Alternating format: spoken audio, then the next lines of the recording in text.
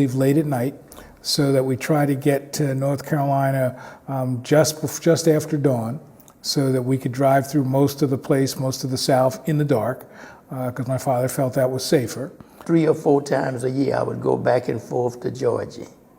But I knew I wasn't supposed to stop at night to buy any gas or do anything, not even to use the bathroom. If you had to relieve yourself, there was always some kind of can in the back of the car.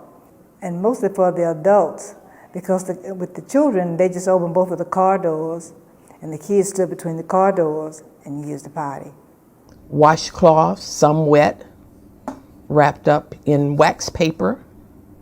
I don't recall that we even, in my early travels, that we didn't have any plastic bags. Yeah, it was wrapped up in wax paper because we'd have to use the bathroom on the side of the road. You tried to get everything you needed when it was daylight. That included gas. If you gave them a 20 to buy gas, you didn't get any change back. And if you said anything, they might cause the law or hit you upside the head. Wasn't no change, you didn't get no change. So what you tried to do is buy what little gas with the smallest money you had. We would look at green books and we would look at things to sort of help us figure out where we could go.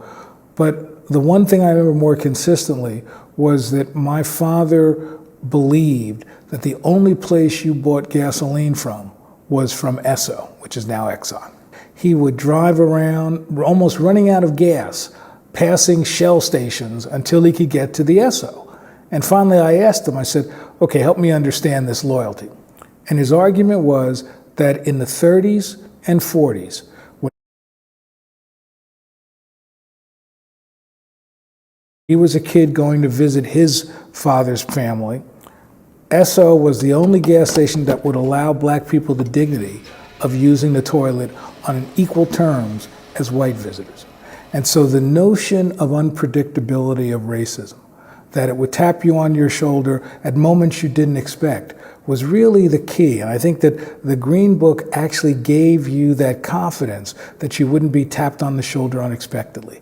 And if you could live your life knowing that racism was there, but knowing when you had to confront it, my goodness, that was an amazing gift.